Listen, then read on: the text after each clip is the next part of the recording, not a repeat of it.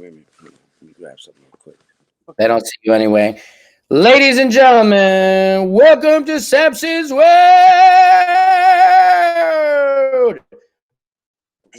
Right now, I'm from Oregon, motherfuckers.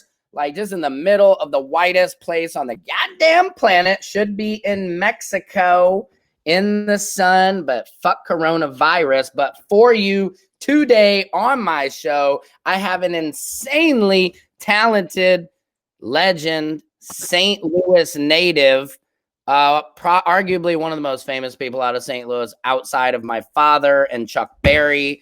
Give it up, ladies and gentlemen, for Mr. Joe Torre.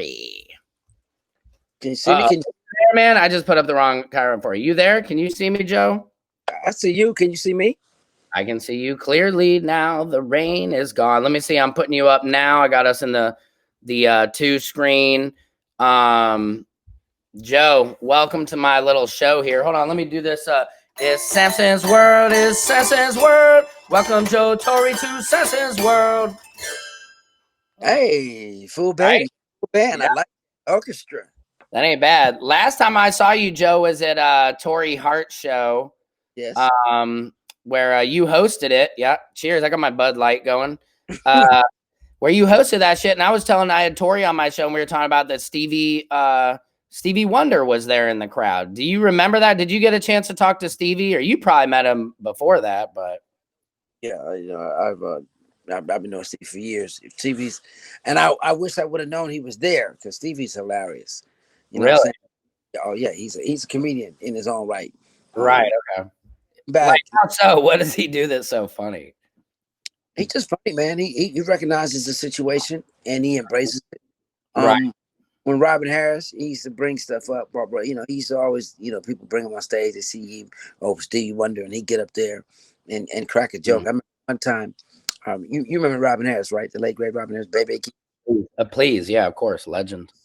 So he used to have everybody in there. So at one particular time, he used to, like, hey, Stevie Wonder house, come on, Stevie, why don't you sing a song? Why don't you do something? So Stevie used to, nah, man, hey, oh, come on, Stevie.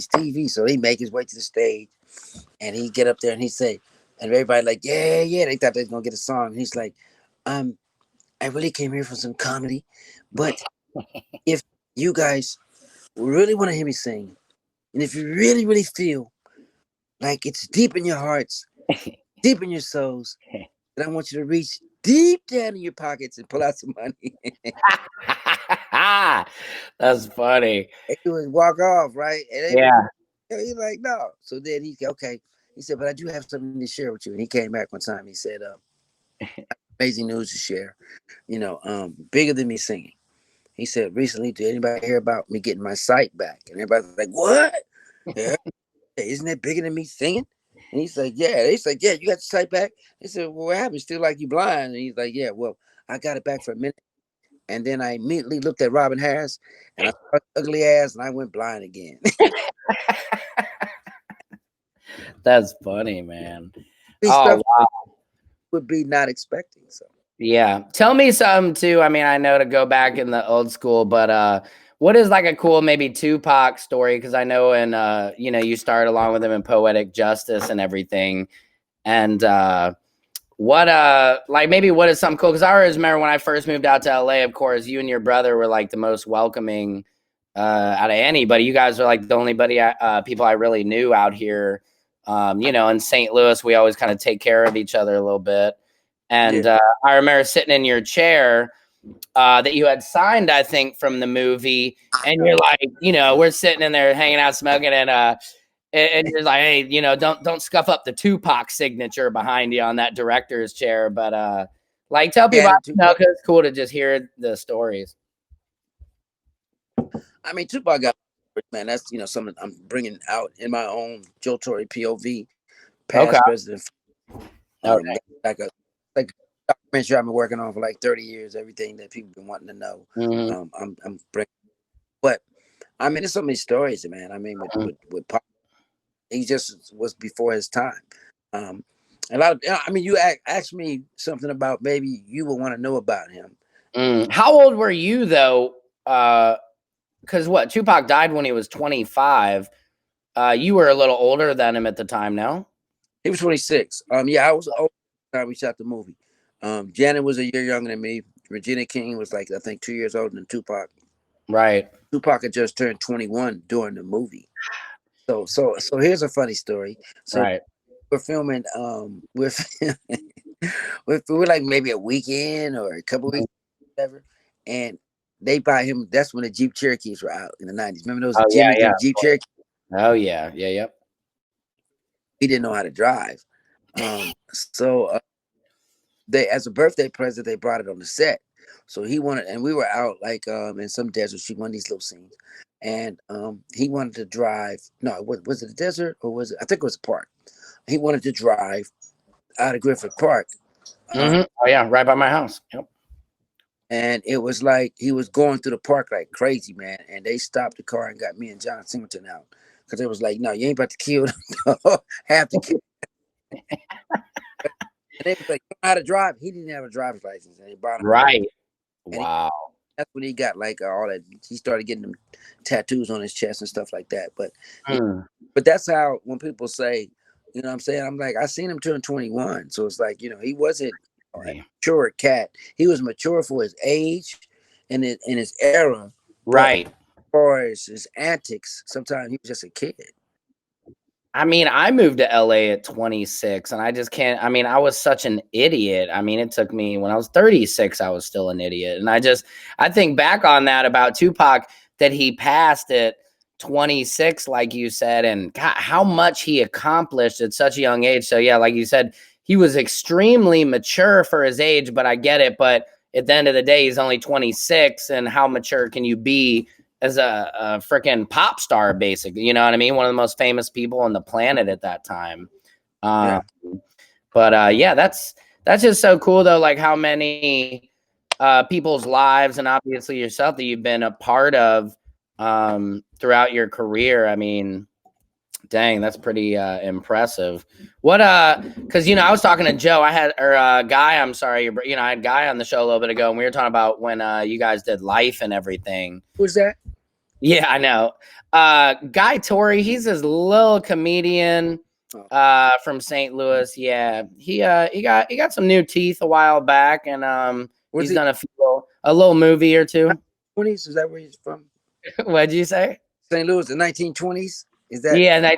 Yeah, yeah. He's actually from Illinois. He lives on the east side. He's from Sauget. He's a Guy Torrey. One of my projects that I put into the tool shed. We all have it, man. Yeah, I hear you. And he came out, absolutely fabulous. I mean, he has a fabulous career, and people try to pass him off as my little brother. Right. He used to be my little sister before that. The truth comes out. He did the opposite of Bruce Jenner. Yeah. What was his name before? Guy. I'm gonna get a call from Guy. He'd be like, "Fuck you, Sam." What was his name? Gaisha? Yeah. How did you know? See? Gaisha Latrell Torrey. Gaisha. Well, I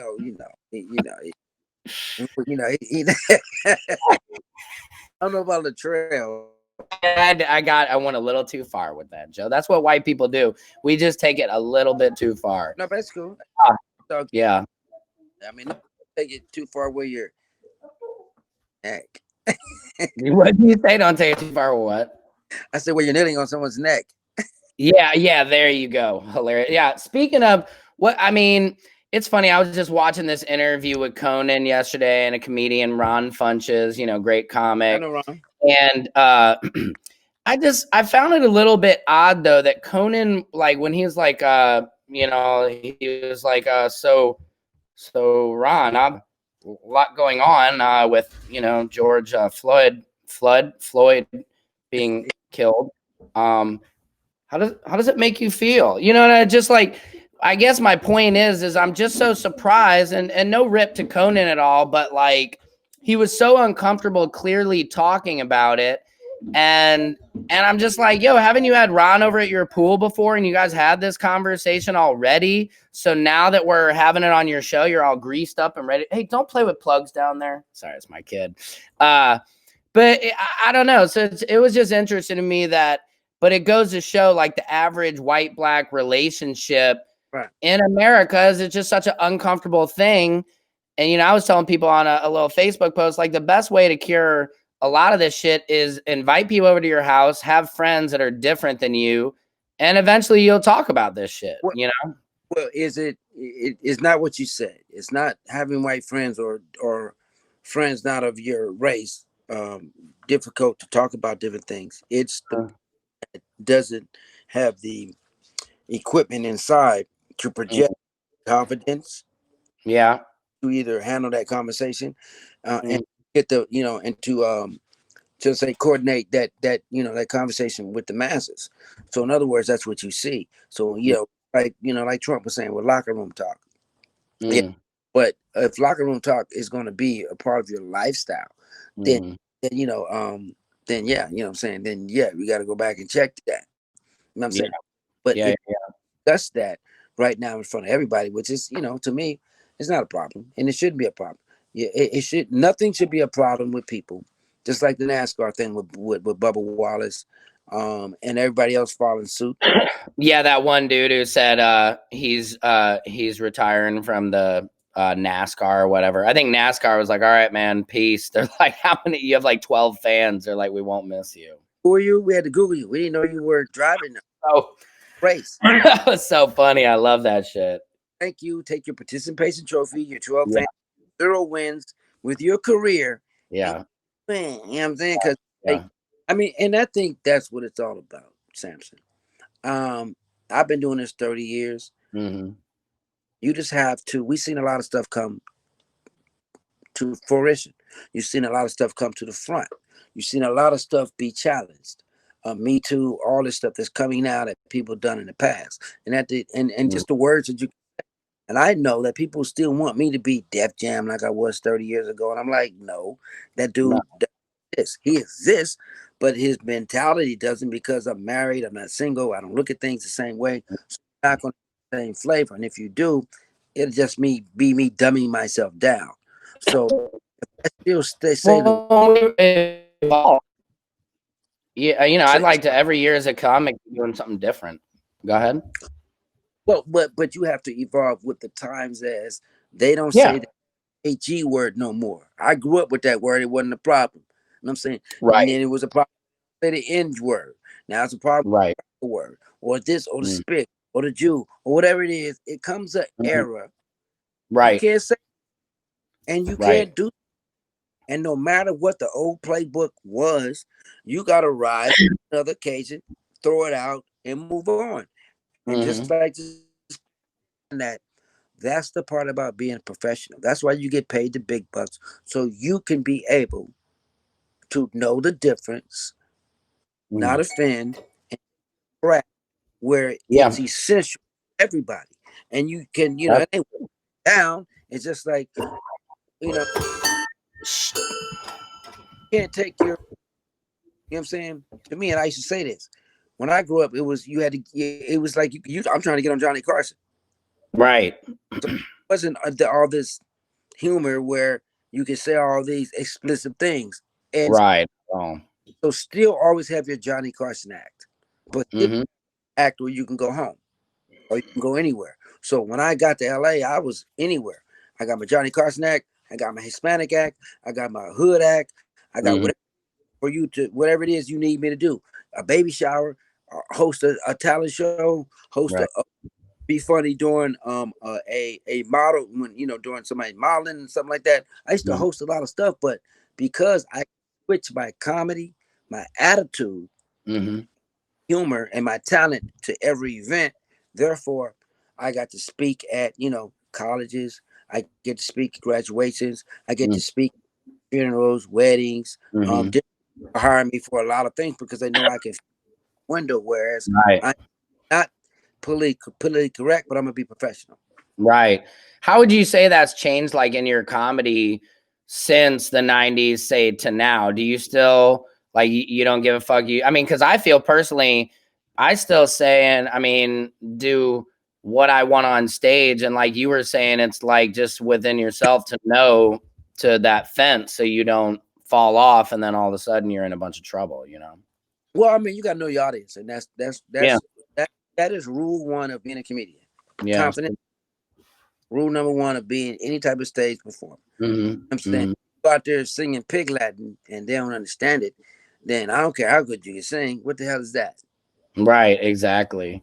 What was your first break like in LA? Because obviously, you came from like a military family and all that, so you didn't have anybody in the business. So how did you break into that, and how old were Oh, when I got to LA, I was like 22, I think 22, 23. Yeah, you? I Okay. college, Lincoln Dang. University of City, went back home. What was that, like 1945, or like what year was that? That was like 2 years before your old ass was born. Benjamin Buttons looking ass. I know. I think you look great though. I mean, you really, I mean, Joe, I don't know what your secret is. I had no clue crack like kept your skin so fresh, but it's just like, no, you look, oh, the weed. I know. That's what I'm saying, man. It's some natural herbs and minerals, but I mean, I mean, like we discussed, you and Guy, I mean, you guys, you God, both look young, but you probably win in the category. I'll give it to you. guy looks like my grandfather.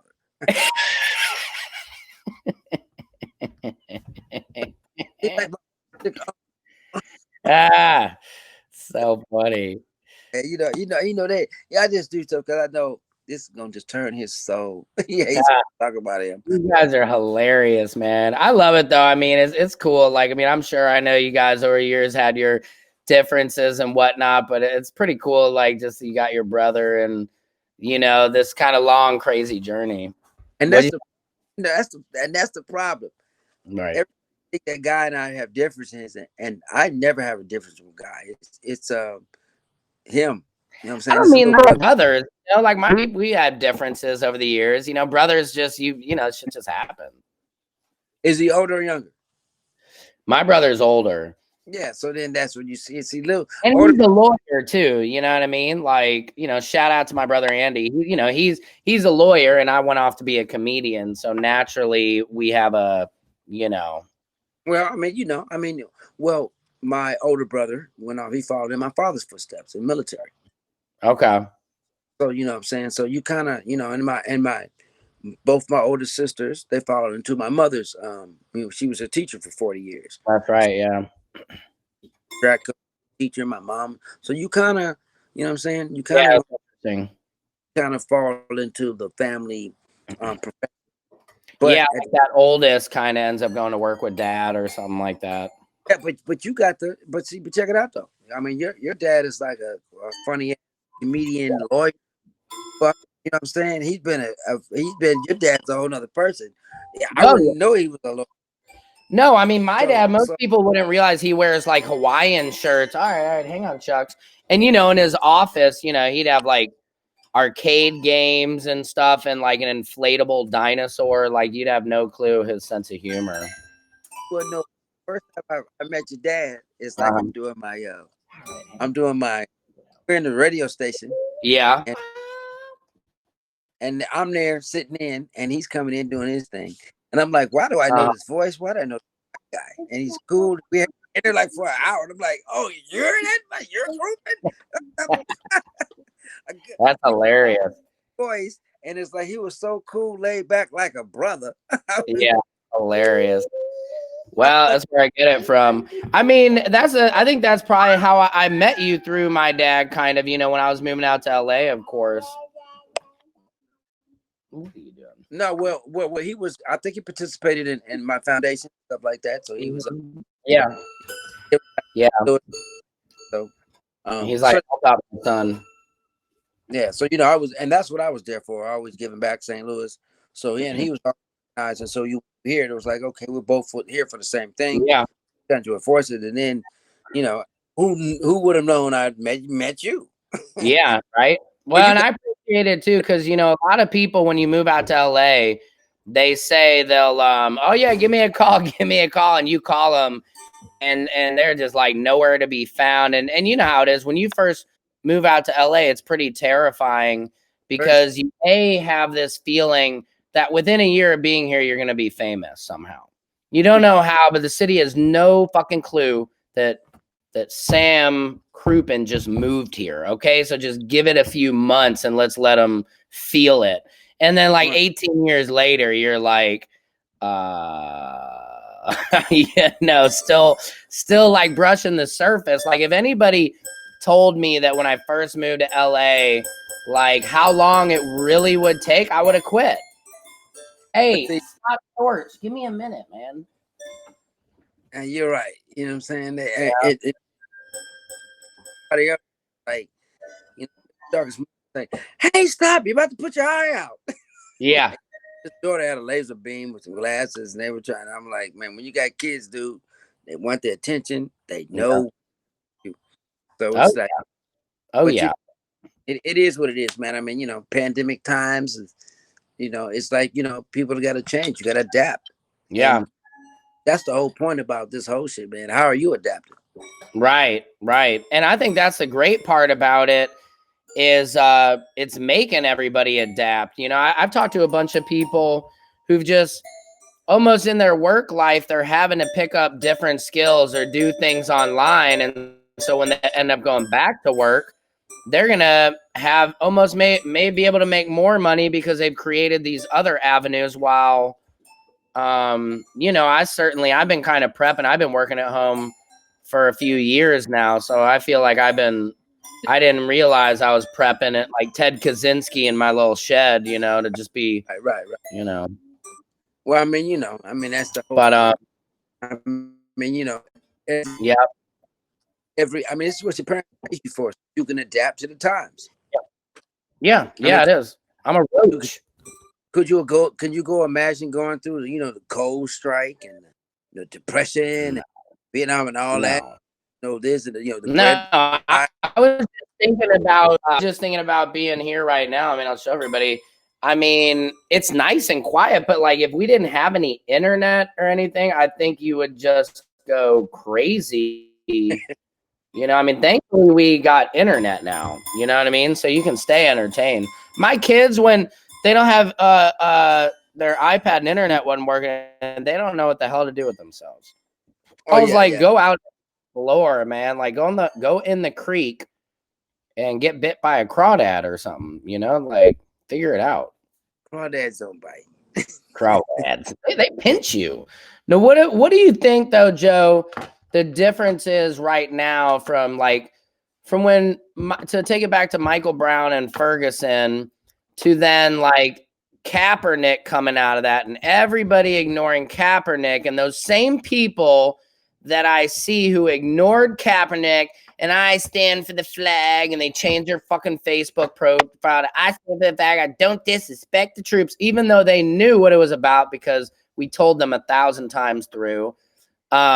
They still didn't listen. Those same people are posting these memes, you know, like, why can't they peacefully protest, you know, or whatnot, or that's what they're saying. And you're like, you missed that boat. You ignored that. So like, how do you feel like from Michael Brown, where it was this thing that really, you know, St. Louis set it off for the country in a sense. And then that came, you know, Kaepernick kneeling movement. He was blackballed, called a son of a bitch by our president.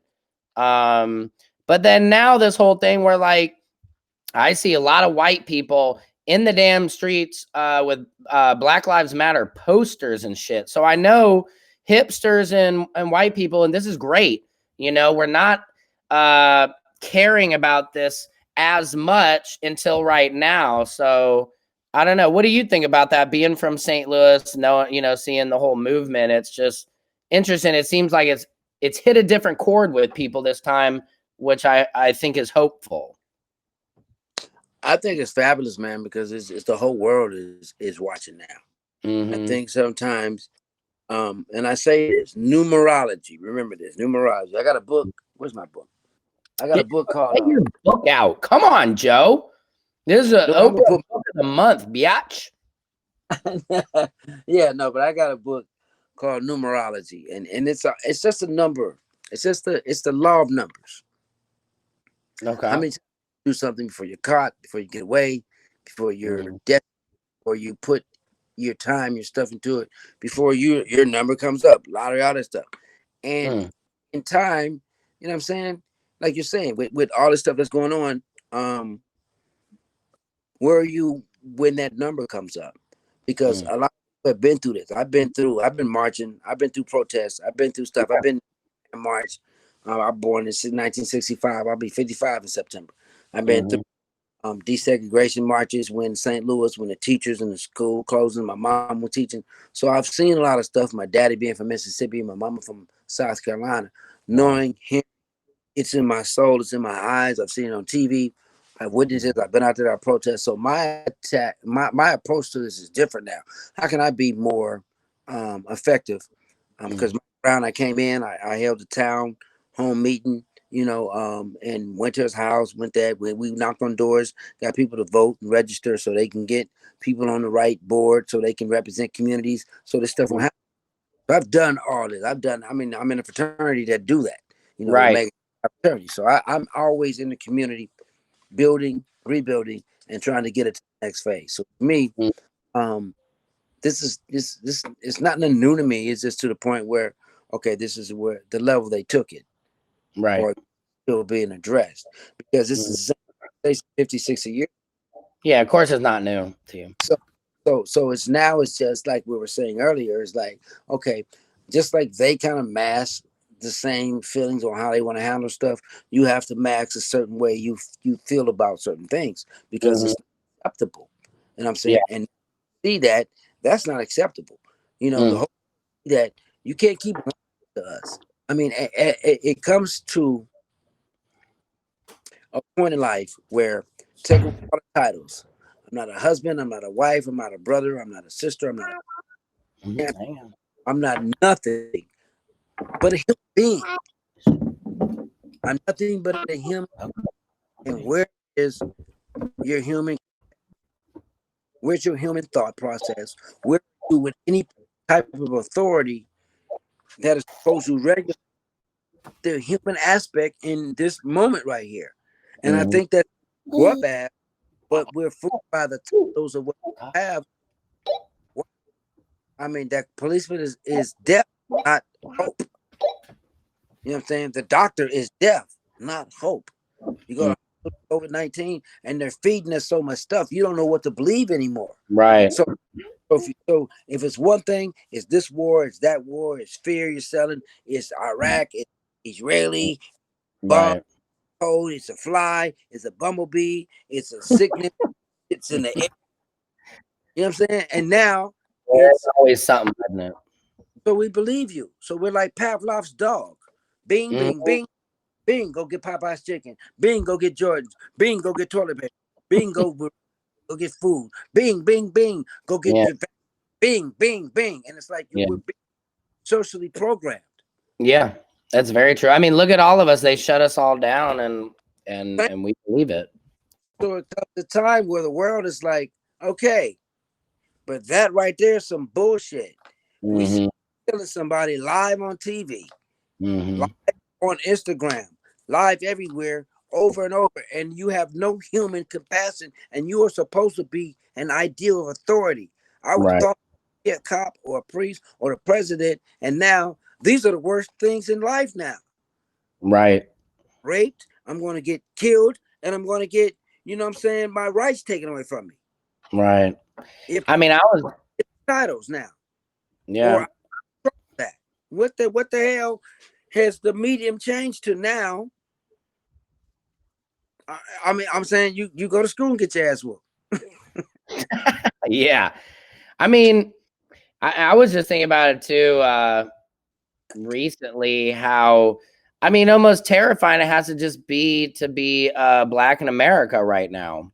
Well, You know, I mean, the that you that's know, psychologically with all these videos, I just think about if I was watching all these people that look just like me being killed by police, having police called on You know, if everything was just reversed and we only saw white people being killed and, and this just insane, like having to watch these videos over and over and over and every day, literally, like, Sean King, I'm a big, follower of his and fan of his work. And I'm almost like, he can't even work fast enough because once he was on Breonna Taylor, Ahmaud Arbery comes along, and then George Floyd the next fucking day. And it's more of a joke than our mass shootings in our country.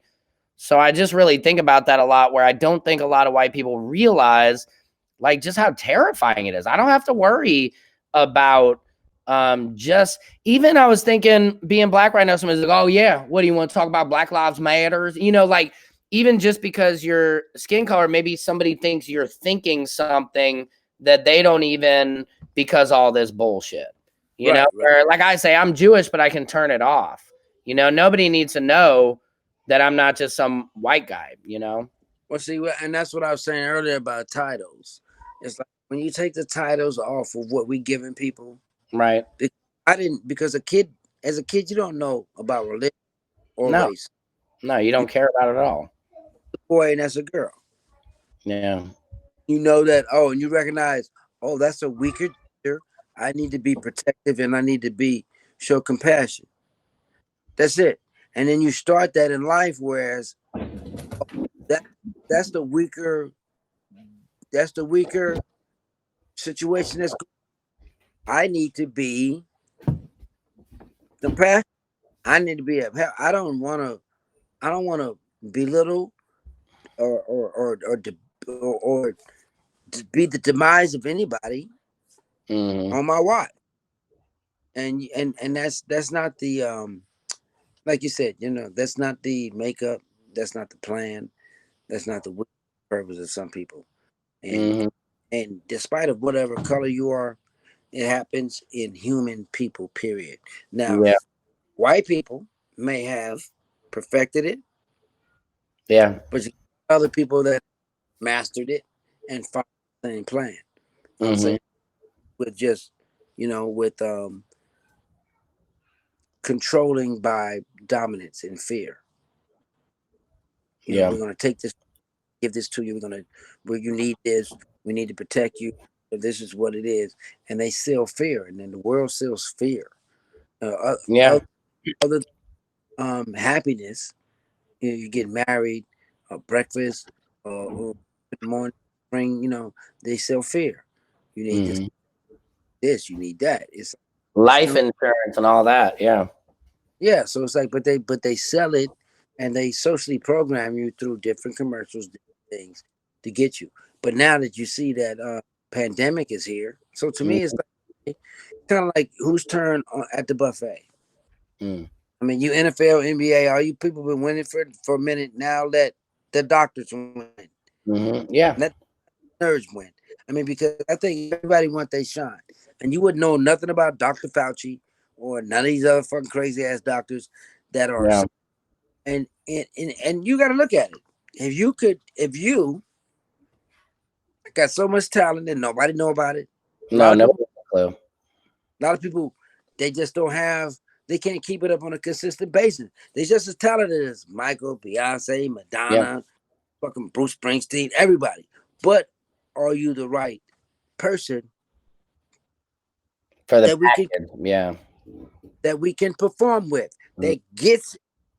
And when you don't, then who are you? You're that person over here bitter. You're the person over here that still wants their shine. You're that person over here that still wants, I'm just as good. And if it wasn't for disease control, who the fuck is Dr. Fauci? Yeah. Yeah. They didn't know him before this. That's true. None of us did. Yeah. Who the fuck is Dr. Oz? Yeah. Wow. Well, and the rest of these doctors that they have coming, look at their shine now. Because without them, I mean, you got to look at it. You look at the eras. I mean, come on, man. Come on. Now, it was an era where the chefs are important. You got all these chefs making, they got shows. Top Chef. Yeah. And then you got the fat women, talk shows that people that's black, white, whatever it was, Puerto Rican, whatever. They cook it. They're the broke Bird, all these other broken birds. You know what I'm saying? The Wendy Williams, the Oprahs. I mean, and not Mm, saying they don't have talent. They use what they no. have, what their title is, and they don't come Yeah. no rock star. They come in as, yo, look at me. I can help you. We can make this happen. Believe in this, and those are errors for that. Now you got the Trump era because it was a time where there wasn't an Oprah era. All you wanted was Baywatch. Right. And where the Now hell is Oprah right now, too? no, but I'm just saying, I know. season now is for pandemic doctors. Right. See, there's a fucking bunch of doctor shows, judges. Mm, You know what I'm saying? right. Before then, it was self help shows with the Oprahs. Then became Mm, the she was putting on. Then became these home builders and dirtiest job guys. You know what I'm saying? right. Yeah. Extreme Home Makeover, man. What happened to Ty? That guy low rate commercials now. But I'm saying, so you look at actually a program to, oh, health, this, that. Now, doctors are important. Doctor shows, Mm-hmm. marriage, a lawyer, the apprentice with Trump. I mean, it's making normal people, your audiovisual people, your yearbook, Yeah. SGA people famous. Because now you Mm-hmm. don't have any particular talent, but Oh, business skills and attitude, amorosa, or yeah. need to be just clever and just a theme. And and to me, it becomes, what I'm saying, if we're in the era of that, then you got to recognize the area you're in. Just like Yeah. comedians, you got to the crowd you're in front of, Mm-hmm. audience. So that's what I'm saying in this situation with life. Recognize the area. Recognize if you do your research, what they're serving nowadays. And if this Mm. is Yeah. At the buffet. Comfortberg, if this is Magic City, you got to adapt. Mm. And Mm. then you're the only one that that's complaining. Right. Right. What about because I know, Cameron, your son, he's doing stand up now. And, he tries to probably didn't listen to any advice because that's what kids do. They don't listen to your advice, even though you're trying to give them the cheat code to life. But how much of it do you think you're able to have on your son in terms of just steering him in the right directions in this business to maybe not make a mistake you did, or maybe here's a way to get ahead like you did, or. Was it? It's. I learned early that you need to have mentors. You need to listen, but now we Mm, have so many distractions and so many people in your ear, and just like any kid or anybody, they think that they know more. And I just they tell know better. that, okay, if you're ready to, I mean, if you want me to go tit for tat at 26, you want to match my life, why was it 26 and yours? So you need to Right. listen. Yeah, no shit. And that's hard too. I mean, I imagine almost probably he feels similar how I feel with my dad sometimes. It was a lot to live up to. You know what I mean? I mean, your success, to be a film actor and comedian is not like there's not a lot of people have reached that level. And it's kind of like, so as a son, you're like, oh shit, at 26, my dad was fucking doing this, and I'm still sitting here at the comedy, store, but it's, I imagine you probably had a different hustle and everything, more hungry or whatnot at that time. And that does play a big part as far as people being not as hungry, but you Yeah. have to listen to. I remember the cadence my dad gave me, which as far as you know, what you need to be doing right now, Mm-hmm. Right. what you need to focus on. Just those basic things, and if Yeah. you basics, then they come back to you now because who wants to read? Who wants to hear that? But then when you hear this voice in your head, you're like, oh, that was my dad. Right. Sense. Oh, that was my coach, and that was Mm-hmm. that makes sense. So they all come back if you still stay open to that, and that's why I tell my son, always stay a student, Mm. and don't relax with the information you have in your head, because if Yeah. you take over the world with the information in your head, then you're a damn fool. Yeah. So you got to always learn. And if I'm still learning, if I at the height of my career is still up every day, 4:30 in the morning, 5 o'clock, Wow. working out, figuring out, still hungry. Yeah. Then if you ain't got half of that, Right. You're in trouble. Yeah. and your lane is already built for you, Right. I'm saying you're already in LA.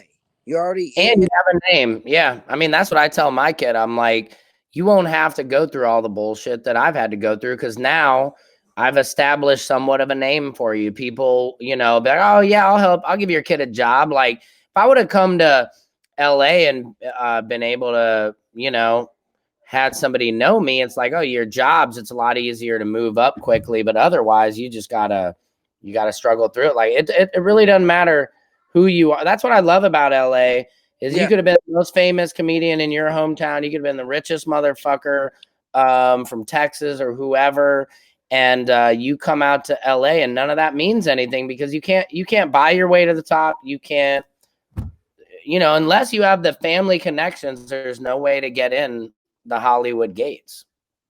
Well, I mean, it's not that. It's just that, the right time. Everything is right time, right recipe, right plan, right Of course. situation. And it's kind of like what you have to build your life up to be. And Mm, I tell my son, I meditate, I ask for certain things every day, and then I try to put it out there. The, mm-hmm, the energy, the people, everything to be on my side.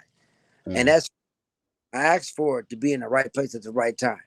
mm-hmm, Favor to make people go out of their way to do great things, do good things for me, to give me mm-hmm, every day, to be have my heart open to people that can understand me other than my skin color, what I'm going, mm-hmm, if I was late, whatever my moment is today, mm-hmm. to meditate, pray, or ask for that. And at least if I put that out there, I mean, what else can I ask for? Right. And What can you do? Yeah. free. So my thing is, I don't put out an energy where I'm defeated. I always put out an energy that, okay, maybe I didn't ask for enough Mm, spiritually. You know what I'm saying? mm. What maybe I missed the hard drive. Like now I'm married with kids and all this stuff. So now I ask for, can I have the hard drive to deal with my wife, Yeah. my 17-year-old, 26-year-old, and the business, and this motherfucker. Right. That's a And lot.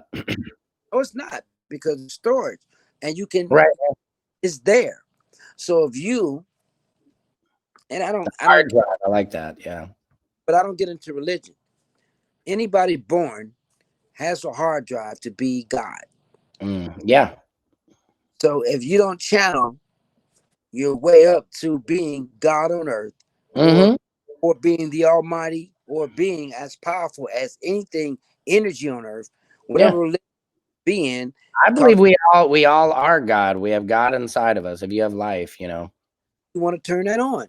How much Mhm, do you turn it on? And when you don't, then you go to the fact where you reached enough, or you want to turn on more, or mm. you put work. And at the end of the day, I'm 55, damn it. And I know when I put the fucking work in, I get results. You get Whether results. Yeah. it's physically, mentally, and it's all about what you believe and what you control and what you speak and what you act on. And the Mm, minute you start taking that out of your atmosphere, like I'm scared, I can't do this, I can't talk on the mic, my voice, you find excuses, then you find a reason not to win. And mm. I don't have that in me. I don't have no capacity to lose.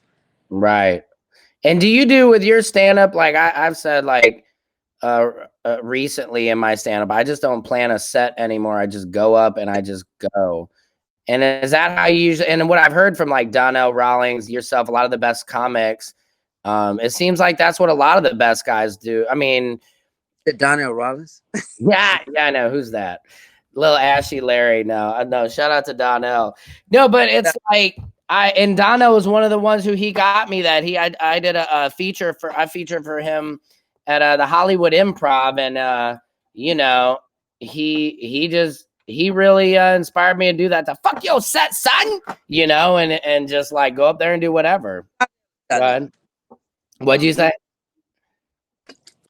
Donnell is Donnell. I like certain aspects of Donnell. I You're don't like weird. the some of his antics that he Yeah. does, as far as on the way to being done now, and he Yeah. and with that, because that's my thing. I just wake up on a reflex. I don't plan no act. I don't do Okay. shit. But I do know that you can't use whatever that attitude for everywhere, because that doesn't But work. have you done that? Yeah, let me ask you, like on Def Jam though, that was different. You had No, jokes prepared. not on Def Jam, just on in meeting somebody. Some people, sometimes you can take your attitude too far. And Okay. you can get your ass whooped and get choked out, or you can burn a bridge with somebody, or Right. back and be like, okay, dude, you know what I'm saying? I don't give a fuck how good you are, but Yeah. that don't work everywhere. And Yeah, then true. don't work everywhere. So when you say that name, cool, but he need to give you some, you know what I'm saying? That don't work for everybody, but it works for No, it everybody. no, no, no. It doesn't work.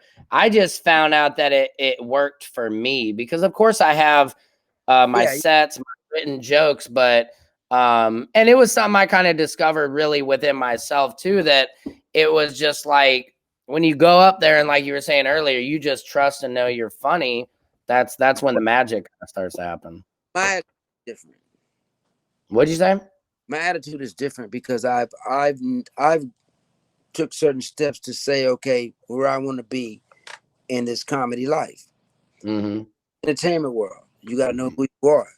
You're Yeah. you're a comedian. You're an entertainer. You're an impersonator, impressionist. You do jokes. You do what do you do? You're a comedy. Right. What do you do? What's your specialty? What do you Yeah. encompass? And what are you trying to graduate into? And where do Mm. you want to end up? I want to be a conversationist, Mm. which is Yeah, that's what I enjoy. the George Carlins, the Lenny Bruce's, the Bill Cosby's, the Dick Mhm. Gregory's, the Mhm. Red Foxes. You can just put all the moms. Yeah, it's just conversation.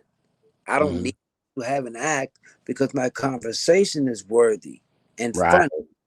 Mm. Then I just use my skills to go there. So I always wanted to be a conversationist and a clever conversation. I mean, like with Mm. Phil, he can do shitty shit or just, and people think, oh, he just opened his mouth and it was good because now he's a conversationist. They're not Yeah. judging him if jokes are funny. Right. They're they're just happy to see him Talk. mix Yeah. and and he's a conversationist. Mm. So he's past median. It ain't about being funny no more. I'm enlightening. I'm turning the world. I am touching points that will Yeah. turn heads, make presidents Mm. think. And that's Yeah, I like that. where do you go where you're talented? Who takes you? Like with Dick Gregory was the first person that made me change my whole Mm. shit and we're killing. And after he got off stage, I was like, I had to switch up like to what I mean to people because Wow. they're knowing everything he said. People come back to you, they remember a couple jokes, but I want to be on stage and I want you to leave there and change your fucking life alone. Yeah. And that's where I am now. If I can't change your life and inform you along with laughing, then that's I don't want to be that '90s you just talking shit. Where I was single and I'm just trying Yeah. to get some and a drink and get through the day and explain to Yeah. myself. Now I'm like, I want to be that same dude, but I want to heal you, help you, and then inspire you. You know what I'm That's saying? dope. And that's if I can do all that, oh my God, that's how I got to where I am now because I saw Mhm. somebody spoke like, wow, how do I get that well rounded Mm. where they don't see my color, they don't see my talent, they just see my energy. Yeah. And I can do anything I want and be so effective. Mm. And that at the end of the day, that's kind of where you want to strive. And we hide in different masks as comedians and husbands, wives, boyfriends and girlfriends, as friends, Yeah. confidence, as banks of Lord, people that. But my thing is, what neighbor are you going to be tomorrow, and what neighbor Mm. can you be today, and not a neighbor, And will you love that neighbor? not a neighbor next to you, but I mean, Right. we're neighbors now. Your neighbor is whoever the world Yeah. you at that time Yeah. that I get it. you need next to you on the plane, at the comedy Yeah. club, watch your ticket, somebody that that's there to maybe push the momentum toward you, and you don't even know. Mm. And it's, I mean, your neighbor is, your the universe will send you as many neighbors you ask for. Mm. good or bad. Yeah. Well, that's what I love like about Nipsey Hussle. He always said his biggest motivation was to inspire people. And I think that is, That's it. I mean, to me, I don't know what else I'm living for as far as yeah. my family. I mean, because to me, I'm good. I don't have nothing Yeah. else. I ain't got to. Now I have my millions. I ain't been a billionaire, but I mean, I'm Yeah. cool. I don't need no castle. I don't need no Yeah. Benz and Bentley. Right. All that. That's a lot of energy. Yeah. But my thing is now is, man, if I can't be a beacon in life to help people, Mm. to turn people, because I mean, at the end of the day, this pandemic made everybody normal. Yeah. Right. Here, you're the most powerful person in the world. You couldn't get nobody to blow your nose and wipe your ass. That's true. Even your maid wouldn't come over. You couldn't get nobody to do shit. Yeah. Thing is, if you are the strongest person to move out your way every day, how strong are you? Mm. That's crazy. That's deep, Joe. So deep. I put her ass to sleep, man. Well, what? I'll let you go. I mean, are you in your closet drinking again? I just can't barely see you in there. Where are you? Bunker, man, you know my bunker. You're in the bunker. Okay, you and Trump. Ah. When are you gonna put a special out, man? You got all this poignant shit to say. When's old Grandpa Joe gonna fucking, you remember Grandpa Joe? No, I'm bullshitting. What? Seriously, why don't you got great shit to say? You're obviously hilarious. When's that special coming out? No, man, it's coming out, man. I've been doing this pandemic has turned me into, I've been doing my distribution stuff, That's good. COD content, ownership, distribution, just Yeah. on Netflix, controlling how I can be sent you. If you got to work from your home, you got to work from your home. If Yeah. Netflix on Amazon, you can't go do shit. Then how are we staying active in this entertainment times? So I Yeah. just ways to stay and to keep people residually comfortable. Yeah. So at a comedy show I've been filming, I had some movies I shot that I put Mm, out on the platform. mm, I scraped up a couple budgets and stuff and some of my own money to shoot some little things that I know that will fit right into this time period. So mhm. I can keep the momentum going and so I can capture doing. So Yeah. Wednesday, uh, I'm filming Joe Torre's What'd you say? I'm filming Joe Torre. This is 2020. What the fuck? I like that. That's Joe Torre. What the fuck? I Joe, love that title. this 2020. What the fuck? And it's Corey Holcomb, Melly, and Oh, Regency West. Um, Basically, I got 5 shows to do, and comedians from young, but they put them in, and just what the fuck, just uh-huh. not no polished shit, just what the fuck is your experience? What the fuck is 2020 meant to you and done to you? Right. Yeah, yeah, Corey Holcomb, it's Chris Spencer, it's and some certain people that had tied into the Regency West who have got type of history with that. I got a little round table stuff. Hopefully, George Lopez and DL. yeah. Okay. You need to stop by. You need to come on, get on Yeah, camera. yeah. I'll be the least famous guy on your show. We're capturing all the nostalgic stuff, but you got a history. You got a Joe Torre story. I know my number's coming, Joe. My number is I mean, look, man, it's got to at some point. Oh wow, he's got a little fishing thing. That's pretty cool. It look like it can stick on metal. Oh shit. It's a magnet. That's pretty cool. My number's No, gotta be coming up here soon, Joe. I well, mean, listen. one little doggy bone, one little doggy bone. No, but hey, that's what I'm saying. Come on out Wednesday, man. We'll be there. We'll talk off camera, but Yeah. this stuff is now I'm at the era where well, not the era, but I'm at the age. I like the era. I like that. Sounds better. I like But I'm like, where I appreciate what Russell Simmons and everybody else has done, but now it's my turn that. to to bring the next generation and hopefully take what they taught me and keep the needle moving, man. That's Yeah. it. I love it. Well, man, it was always a pleasure to talk to you. Always a pleasure getting to do comedy with you. So why don't you book me sometime, and I'll give you a ride to the show, make sure you're on time and everything. And but yeah, but you take care, man. It's always great talking to you. You've always been a big brother to me out here in the business, and I appreciate always what the Tories have done for me. Wakanda forever, St. Louis forever. Do us forever. That was love. I know. You need to take care of them that crazy ass kid. Quit making babies that jump around. I'm so done. You have no idea, man. I'm way done. I got a boy, girl, boy. I can't afford any more kids, man. I mean, you got some. I mean, you got a Flintstone body, and you're trying to make babies. I'm a Flintstone body.